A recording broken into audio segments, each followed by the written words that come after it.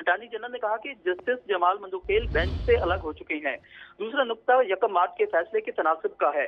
Attorney general का मजीद कहना था कि तीसरा नुक्ता यकम मार्च के फैसले की बुनियाद पर ही है। मौजूदा दरखास्त की बुनियाद यकम मार्च का अदालती हुक्म है। अटॉर्नी जनरल का कहना है कि 9 रुकनी बेंच के 2 अरकान ने रजाकराना तौर पर बेंच से अलहदगी इख्तियार की है, जिस पर चीफ जस्टिस ने कहा कि आपको किसने कहा कि 2 जजेस बेंच से अलग हुए हैं। चीफ जस्टिस ने कहा कि अदालत का 27 फरवरी का हुक्म पढ़कर इसमें क्या लिखा गया है। अटॉर्नी जनरल ने 27 फरवरी का अदालती हुक्म नामा जो है वो अदालत में पढ़कर सुनाया है, जिस पर चीफ जस्टिस ने कहा कि मामला चीफ जस्टिस को बेंच की असल 9 तश्कील के लिए भेजा गया था। चाहता तो तमाम जजेस को भी तब्दील कर सकता था, ये कहना था चीफ जस्टिस का। जबकि चीफ जस्टिस ने मजीद ये भी समाअत के दौरान कहा कि अगर आप ही वही करना चाहते हैं जिससे मसला बना तो ये हमारी प्राइवेसी में मुदाखलत होगी। अटॉर्नी जनरल ने कहा कि आपने कहा कि जजेस ने समाअत से माजरत नहीं की, जिस पर चीफ जस्टिस ने कहा कि मैंने इस हवाले से कुछ नहीं कहा। इस वक्त सुप्रीम कोर्ट में केपीके और पंजाब में इलेक्शन के हवाले से सो नोटिस पर समाअत जारी है। अच्छा इकराम, ये भी कीजिएगा, अखराजात और सिक्योरिटी के हवाले से जो बात डिस्कस की गई है उसके हवाले से कोई वजारत दाखिला को कोई नोटिस भेजा गया है, उनको तलब किया गया है? देखिए, इस हवाले से पहले ही गुज़िश्ता समाअत में चीफ जस्टिस ने जो है वो पूछा था कि हमें सिक्योरिटी के हवाले से आगाह किया जाए। उस हवाले से अभी तक अदालत में मजीद कोई अपडेट जो है वो नहीं दी गई। अलबत्ता इस वक्त दलाइल जो है जारी हैं। दलाइल के बाद चीफ जस्टिस ने रिमार्क्स देते हुए कहा कि सदर को अगर हालात से आगाह कर दिया होता तो शायद 30 अप्रैल की तारीख ना आती। दूसरे जुमरे में जो है वो चीफ जस्टिस का ये भी कहना था कि अगर सिक्योरिटी के हवाले से बात की जाए तो 90 की दिहाई से भी ऐसे मामलात हैं। तो इस हवाले से सुप्रीम कोर्ट में दौरान समाअत चीफ जस्टिस के रिमार्क्स जो हैं वो सामने आए हैं और चीफ जस्टिस ने यह कहा है कि सिक्योरिटी के हवाले से कुछ ऐसे हल्के भी हैं जहां पर सिक्योरिटी के मसाइल भी हो सकते हैं, जिसके हवाले से कुछ खदशात भी मौजूद हैं। उस हवाले से चीफ जस्टिस ने बात करते हुए मजीद ये भी कहा कि उन हल्कों के बारे में भी मालूमात जो है वो ली जाएंगी। जबकि इस वक्त समाअत जारी है और अटॉर्नी जनरल जो है वो इस वक्त सुप्रीम कोर्ट में कमरा नंबर 1 में अदालत के सामने रूबरू पेश है। इकराम, ये भी बताइएगा, अटॉर्नी जनरल के तो दलाइल इस वक्त जारी हैं, इसके बाद क्या इलेक्शन कमीशन के वकील भी वहाँ पर मौजूद हैं, उनसे भी दलाइल लिए जाएंगे? और क्या लगता है आज कोई ना कोई फैसला दे दिया जाएगा जजेस की जानिब से, कुछ ऐसा दिख रहा है? देखिए, इस वक्त इलेक्शन कमीशन के वकला जो हैं वो भी कमरे अदालत में मौजूद हैं। कमरा अदालत में तमाम वकला जो हैं वो मौजूद हैं। उसमें अटॉर्नी जनरल के साथ पाकिस्तान तहरीक इंसाफ के जो वकला हैं वो भी मौजूद हैं।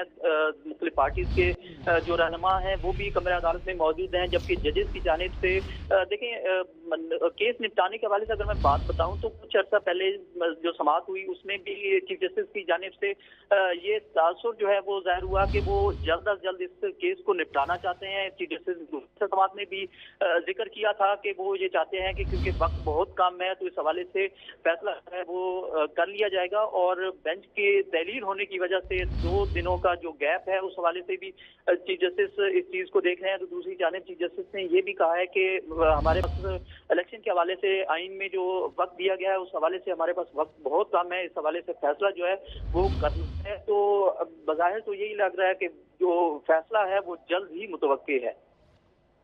सही। इकरामुल्लाह जोगिया, आप हमें तफसीलात से आगाह कर रहे थे। पंजाब और खैबर पख्तूनख्वा में इंतखाबात के इल्तवा के हवाले से केस की वक्फे के बाद समाअत जो है वो दोबारा इस वक्त जारी है और चीफ जस्टिस ने रिमार्क्स दिए कि 90 की दहाई में कई बेहतरीन जजेस वापस नहीं आ सके, कल तक जेलों में रहने वाले आज असम्बली में तकरीर कर रहे हैं। अटॉर्नी जनरल के साथ चीफ जस्टिस का मुकालमा जारी था। उन्होंने कहा कि 90 की दहाई में भी दहशत गर्दी थी, इस बात को जवाब बनाकर इलेक्शन को मुलतवी नहीं किया जा सकता। इसकी वजह यह है कि वो अवाम के नुमाइंदे ये कहना था सियासतदानों के हवाले से चीफ जस्टिस का, और उन्होंने ये भी कहा कि असम्बली की मुद्दत होती है, हाउस के सरबराह को ये इख्तियार है कि वो असम्बली को तहलील कर सकता है। 90 दिन का वक्त अप्रैल में ख़त्म हो रहा है और अप्रैल की तारीख के हवाले से चीफ जस्टिस ने ये रिमार्क्स दिए कि शायद सदर मुमलिकत को हालात का मुकम्मल जायज़ा नहीं करवाया गया, उन्हें मुकम्मल तौर पर नहीं बताया गया। अगर हालात का बता दिया जाता तो शायद सदर मुमलिकत 30 अप्रैल की तारीख ना देते। तो ये समाअत इस वक्त जारी है पंजाब और खैबर पख्तूनख्वा में इंतखाबात के हवाले से। इस हवाले से मज़ीद भी जान लेते हैं ब्यूरो चीफ इस्लामाबाद मियाँ शाहिद से।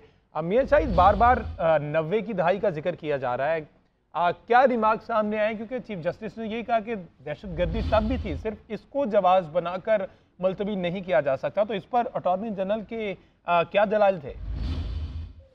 देखिए, सुप्रीम कोर्ट के सामने जो मामला है वो इलेक्शन का है, और जो इलेक्शन कमीशन के वकील हैं वो तो दिन भर जो है वो यही दलाइल देते रहे 2 दिन पहले कि दहशतगर्दी है मुल्क में, और माली हालत जो है वो बेहतर नहीं है, और इसके अलावा हमारे पास जो है वो सिक्योरिटी के लिए कोई अहलकार मौजूद नहीं है। तो इस मामले में आज जब अटॉर्नी जनरल और चीफ जस्टिस के दरमियान एक मुकालमा हुआ तो उसमें भी यही चीजें डिस्कस हुई, और उससे चीफ जस्टिस का कहना था कि दूसरा मसला सिक्योरिटी का है। निक्स पोलिंग स्टेशन इंतहाई हसास या हसास हैं, सिर्फ ये कहना काफी नहीं कि मुल्क में दहशतगर्दी है। दहशतगर्दी तो 90 की दहाई में भी थी, और उस 90 की दहाई में असल में चीफ जस्टिस जो बार बार जिक्र कर रहे हैं, उन्होंने 2 दिन पहले भी इसका जिक्र किया था कि उस वक्त हुकूमतें बहुत जल्द टूटा भी करती थी, और कई दफा इलेक्शन जो है वो हुए, और ऐसे हालात थे कि मुल्क में जो है अफरा तफरी थी, लेकिन फिर भी इलेक्शन हुए।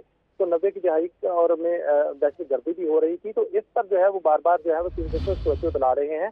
उन्होंने कहा कि अदालत को बताया गया कि अफवाज बॉर्डर पर मसरूफ है, इस मामले को भी देखना होगा। आज अदालत का जारी सर्कुलर देखा है। अटॉर्नी जनरल ने कहा कि जो सर्कुलर अदालत ने जारी किया वो आज देखा है। जस्टिस जमाल मंदोखेल का जो नोट है वो भी पढ़ा है। जस्टिस जमाल मंदोखेल बेंच से अलग हो गए हैं। दूसरा नुक्ता जो है वो 1 मार्च के फैसले के तनासब का है।